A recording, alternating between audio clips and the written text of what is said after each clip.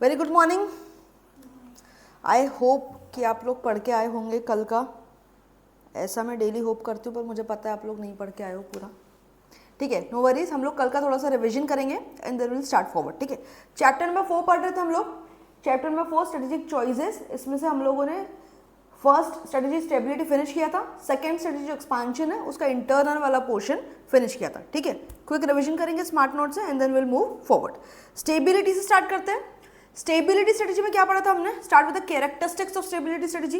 Characteristics मतलब कि जब आप स्टेबिलिटी स्ट्रेटेजी अडॉप्ट करते हो तो what is your nature of business, किस तरीके से आपका बिजनेस ऑपरेट करता है। So one important thing is you have to be in the same line of business, same और सिमिलर प्रोडक्ट, सेम और सिमिलर मार्केट्स। ठीक है, you want to focus more on your optimum use of resources. ठीक है, you have got this time to build your core competencies. ठीक है, आप operational efficiency पे ज्यादा फोकस करते हो because regarding the main business sales and profitability आप जो अचीव कर चुके हो आप उसी को सिर्फ मेंटेन करना चाहते हो। जो आप अभी तक करते आए हो आप उसी को चाहते हो कि वो मेंटेन रहे। You have to make efforts just to maintain that. So at this point of time when using stability आप ज़्यादा फोकस करते हो on optimum utilisation of resources and functional efficiency, right? You are in the same business, you focus more on your resources, you focus on building your core competency. Major redefinition of business में नहीं होता है, major changes business में नहीं होते हैं, fresh investments business में नहीं होते हैं and that is why risk business में जो है कम होती है। मॉडेस्ट ग्रोथ ऑब्जेक्टिव इससे आपको मिलता है इसके फॉर्म को। ठीक है, these are the characteristics. Okay, याद आ रहा है कुछ थोड़ा थोड़ा? Okay, stability strategies pursued by firm when, ये इंपॉर्टेंट क्वेश्चन था, कल भी हमने काफी डिस्कस किया था। कब कोई फर्म चाहिए कि हम स्टेबिलिटी स्ट्रेटेजी को यूज करें? अब कब चाहोगे कि आप स्टेबल रहना चाहते हो, जो आप अचीव कर चुके हो आप चाहते हो कि वही कंटिन्यूड रहे। When would that situation come? First, हाँ, आपका मार्केट शेयर अच्छा है, या तो आपका प्रोडक्ट जो है वो पीएलसी के मैच्योरिटी स्टेज पे आ चुका है, या फिर if not at the maturity stage आपने ऑलरेडी एक अच्छा खासा मार्केट शेयर कैप्चर करके रखा हुआ है, राइट?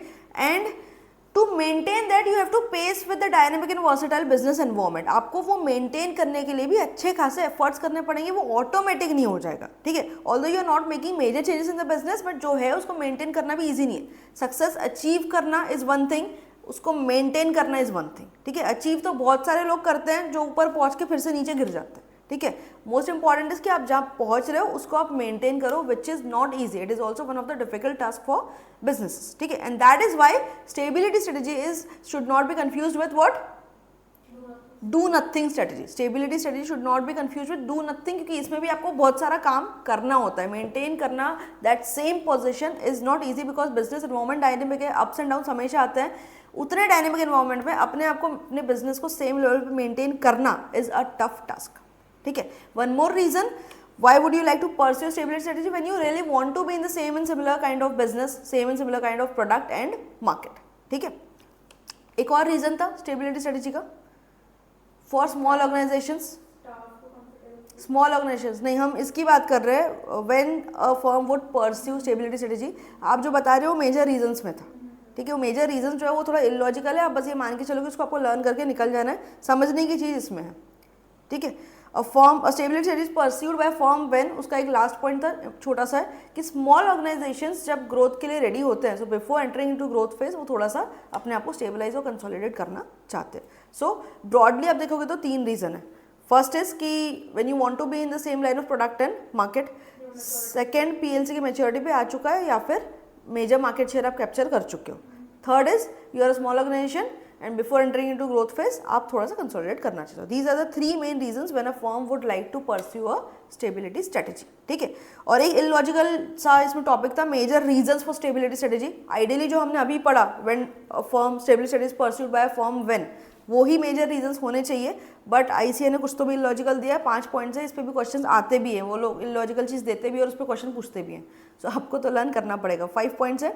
ठीक है, कौन कौन से पॉइंट्स थे इसमें? First is maturity stage, right? Staff comfortable है इसलिए हम ग्रो नहीं करना चाहते, जैसे थे वैसे रहना चाहते हैं, मतलब इससे इलॉजिकल तो जीवन में कुछ नहीं हो सकता। थर्ड,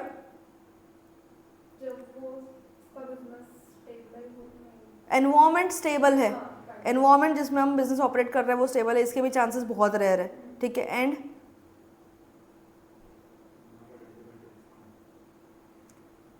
एक्सपांशन थ्रेटनिंग हो सकता है, अगर हम बहुत एक्सपांड कर रहे हैं तो हमारे बिजनेस के लिए शायद थ्रेटनिंग हो सकता है। एंड लास्ट ये था कि अगर आप you are after rapid expansion you want to have some time to stabilise and consolidate your business, ठीक है। ये 5 पॉइंट है, you have to learn as it is, ठीक है। स्टेबिलिटी में हमने इतनी चीज़ें देखी थी। स्टेबिलिटी स्ट्रेटेजी में कैरेक्टरिस्टिक्स इंपॉर्टेंट है, when would your firm like to pursue stability strategy, ये इंपॉर्टेंट है और ये लॉजिकल भी है। थर्ड इज मेजर रीजन, जो लॉजिकल नहीं है बट आपको उसको लर्न करना है, ठीक है। स्टेबिलिटी में आपको इतना ध्यान में रखने की बहुत ज़्यादा जरूरत है। देन नेक्स्ट कम्स एक्सपांशन, जो सबसे बड़ी स्ट्रेटेजी है, इसका ट्री भी बहुत बड़ा है, ठीक है। विदाउट लुकिंग एक बार ट्री याद करने की कोशिश करते हैं। एक्सपांशन स्ट्रेटेजी, इसके 2 टाइप्स होते हैं, इंटरनल एक्सटर्नल, ठीक है। इंटरनल के कितने टाइप्स होते हैं? इंटरनल के 2 टाइप्स होते हैं, इंटेंसिफिकेशन एंड डाइवर्सिफिकेशन। इंटेंसिफिकेशन के कितने टाइप्स होते हैं? 3 टाइप्स होते हैं इंटेंसिफिकेशन के, market penetration, market product development and market development, 3 types of intensification. Then coming to diversification, concentric conglomerate innovation. Concentric के कितने टाइप्स होते हैं? Vertically integrated concentric diversification and horizontally integrated concentric diversification. Vertical के कितने types होते हैं?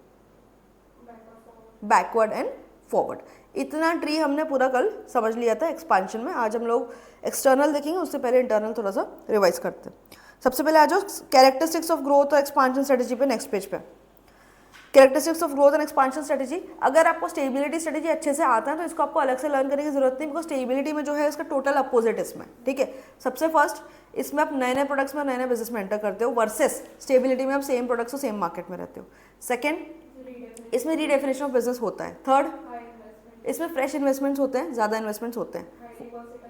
Highly versatile, stability जितना stable होता है ये उतना ही हाईली वर्सेटाइल और रिस्की होता है। You go on the unknown path most of the time, ठीक है। एंड रिस्क काफ़ी हाई होती है, ठीक है। ये हमने पढ़ा था कैरेक्टरिस्टिक्स में। ऊपर वाले पेज में आ जाओ, major reasons for growth and expansion. Why would a firm like to go into growth and expansion? हम क्यों चाहेंगे कि हम बिजनेस की ग्रोथ करें? हर कोई चाहता है कि ग्रो करे। अब हर कोई से आप 2 लोगों को याद करो जो आपको लिखना है, one is strategist and one is the senior officials of the business. Everyone would like to be associated with organisation which is growth oriented, ठीक है। सेकेंड, एक्सपांशन, आपका जो एनवायरमेंट है that is demanding rapid expansion. Environment जो है आपका इतना versatile है कि आपको पेस ऑफ एक्टिविटी मेंटेन करनी पड़ेगी to stay in line with the environment, ठीक है। First is environment, second strategist वाला पॉइंट। थर्ड, आप क्यों चाहोगे एक्सपांड करना? क्यों? मेजर रीजंस क्यों कोई फर्म चाहेगी कि हम एक्सपांड करें? कंपटीटर्स को बीट करने के लिए, ठीक है। अगर आप एक्सपांशन करते हो तो आप अपने कंपटीटर, आप मार्केट पे ज़्यादा कंट्रोल कर सकते हो और कंपटीटर को बीट कर सकते हो। और क्यों चाहोगे आप? ताकि आपको अपने एक्सपीरियंस कर्व का एडवांटेज मिले, to gain advantage from the experience curve in scale of operations में अक्रू, ठीक है। 4 पॉइंट है, 5th पॉइंट जो है वो तो खाली एक्सपांशन के टाइप्स दिए हुए। तो मेजर रीजंस जो है यहाँ पे एक्सपांशन के 4 ही है। फर्स्ट कि आपका एनवायरमेंट जो है demands increasing pace of activities. Environment चाह रहा है कि there should be increasing pace of activities, आपका एनवायरमेंट ही वैसा डायनेमिक है, ठीक है। सेकेंड, कौन चाह रहा है? स्ट्रेटेजिस्ट चाहेंगे एंड सीनियर ऑफिसर्स चाहेंगे। थर्ड, हम चाहेंगे कि हम कंपटीटर से आगे रहें, ठीक है। एंड फोर्थ, एक्सपीरियंस कर्व का एडवांटेज लेंगे। तो देयर आर 4 मेजर पॉइंट्स जिसके कारण every firm would want to go for expansion. ये हो गया। नेक्स्ट हमने टाइप्स पढ़े थे, टाइप्स को हम लोग यहाँ चार्ट से थोड़ा सा रिवाइज करते हैं। इंटेंसिफिकेशन में हमने जो इंटरनल के 2 पार्ट थे, इंटेंसिफिकेशन, डाइवर्सिफिकेशन। इंटेंसिफिकेशन के 3 पार्ट्स है। मार्केट, यहाँ पे आ जाओ, मार्केट पेनिट्रेशन। मार्केट पेनिट्रेशन का मतलब क्या था? प्रोडक्ट और मार्केट के एस्पेक्ट में same product in the same market. You want to sell same product into the same market और आप मार्केट में डीपली पेनिट्रेट करना चाहते हो। मार्केट डेवलपमेंट में क्या था? Same product in new market. New market में आप न्यू ज्योग्राफिकल एरिया भी कवर कर सकते हो या फिर अपनी डिस्ट्रीब्यूशन नए डिस्ट्रीब्यूशन चैनल में भी एंटर कर सकते हो, उससे भी that is called new market. Because पहले आप सिर्फ ऑफलाइन मार्केट को कैटर कर रहे थे, अब आप ऑनलाइन ऑडियंस को भी कैटर कर रहे हो, तो कहीं ना कहीं आपने अपना मार्केट बढ़ाया। सो अगर अपने डिस्ट्रीब्यूशन चैनल्स में आप चेंजेस करते हो, न्यू डिस्ट्रीब्यूशन चैनल ऑप्ट करते हो, तो भी वो मार्केट डेवलपमेंट कहलाएगा, ठीक है। And next is product development. इसमें क्या था? New product in same market. But new product का यहाँ पे मतलब एकदम से न्यू प्रोडक्ट नहीं है। न्यू प्रोडक्ट का यहाँ पे मतलब कि modified version of your existing product या फिर new variations of your existing product, एकदम ही उठा के आप ये यहाँ पे पेन का काम कर रहे हो, कल जाके शूज़ का काम कर रहे हो, not that new product. New product in product development means modified version of your existing product या फिर variation in your existing product. ठीक है, गॉट इट. उसके बाद था डाइवर्सिफिकेशन. डाइवर्सिफिकेशन 3 टाइप से थे. Concentric diversification is also called as what? Another name for concentric diversification क्या है? कॉन्सेंट्रिक डाइवर्सिफिकेशन का एक और नाम क्या है? What do you call it? Related diversification. Related unrelated था ना? अरे भाई क्या होगा आप लोगों का. Concentric diversification is also called as related diversification. Conglomerate diversification is also called as unrelated diversification. Concentric diversification हम लोग तब करते हैं व्हेन डाइवर्सिफिकेशन इटसेल्फ मीन्स कि आप न्यू प्रोडक्ट या न्यू बिजनेस में एंटर कर रहे हो. ठीक है, when you entering into new business which is closely related to your existing product, existing business, still it is different. Closely related through what? Through may be process, through technology और through market. ठीक है, आप जिस नए business में जा रहे हो that is closely related to your existing business या existing product through process, technology और मार्केट. ठीक है, that is called as concentric diversification. मतलब कहीं ना कहीं जो नया बिजनेस आप एंटर कर रहे हो वो रिलेटेड है टू योर ओल्ड प्रोडक्ट या फिर ओल्ड बिजनेस. वर्सेस कॉन्ग्लोमरेट में क्या होता है? Entirely new business, entirely new product, entirely new market. पुराने आपके बिजनेस से नए बिजनेस में कोई भी लिंक नहीं होता. There is nothing common. It is all together a new product, all together a new market. पुराने बिजनेस से यू हैव नो लिंकेज. ठीक है, nothing is in common, no process, no technology, no market is common over there. ठीक है, ये होता है conglomerate. उसके बाद कॉन्सेंट्रिक में हमने पढ़ा था वर्टिकल इंटीग्रेटेड और हॉरिजॉन्टल इंटीग्रेटेड. वर्टिकल इंटीग्रेटेड में हमने देखा था कि जो आपकी प्रोडक्ट प्रोसेस चेन होती है. ठीक है, देयर इज प्रोड्यूसर या सप्लायर या farmer, whatever you call it. Then there is manufacturer, then there is distributor and then there is retailer. ठीक है, तो अगर आप प्रोडक्ट प्रोसेस चेन में जहाँ पे भी हो आप इंटीग्रेट कर, आप अगर बैकवर्ड, अगर आप डिस्ट्रीब्यूटर हो, ठीक है, आप चाहते हो उस प्रोडक्ट का मैन्युफैक्चरिंग स्टार्ट करो, so you are going vertically. मतलब जिस नए बिजनेस में आप जा रहे हो वो पुराने बिजनेस से तो रिलेटेड है ही, that is what is concentric. But you moving backward, so that is backward integrated concentric diversification. उसी चेन में अगर आप फॉरवर्ड मूव करते हो, मतलब आप डिस्ट्रीब्यूशन चैनल की तरफ जाते हो, तो in that case you are moving forward integrated concentric diversification. Product process chain जो है ये इंपॉर्टेंट है इसके किसमें? कॉन्सेंट्रिक डाइवर्सिफिकेशन में. अगर आप वर्टिकली मूव कर रहे हो in the product process chain, ठीक है, तो फिर you are moving into vertical integrated diversification. और अगर आप हॉरिजॉन्टली मूव कर रहे हो, horizontal in the sense in the product process chain, आप जहाँ पे भी हो, if you are a manufacturer you remain a manufacturer.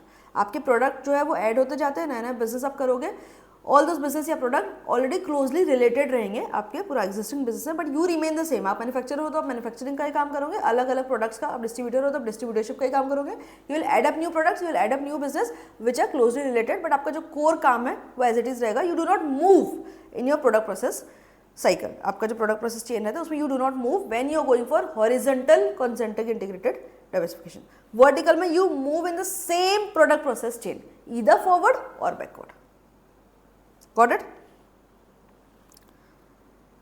Concentric में हमने देखा vertically integrated, forward, backward, conglomerate. Innovation, third was innovation. तो इनोवेशन के through, so it is a new age concept for diversification. So they are trying to say कि आप diversify करो through innovation. कॉन्सेप्टिंग conglomerate तो है, ये थोड़े से ओल्ड कॉन्सेप्ट भी है. This is a new concept coming up कि you diversify mostly through innovative ideas, innovative techniques से आप डाइवर्सिफिकेशन करने की कोशिश करो, बिकॉज उसके 3 एडवांटेजेस है. व्हाट आर द 3 बेनिफिट्स और advantages of innovation? Helps to solve complex problem, correct? Gives competitive advantage, सबसे main point है. One more point is there, increase in productivity. So there are 3 benefits if you try to diversify through innovation. इसके 3 point है. ये innovation वाला topic आपके पुराने course में नहीं था, ये न्यू कोर्स में ऐड हुआ है. ठीक है, so that is done. You're good with it? सारे concepts clear है? Shall we move forward? Okay.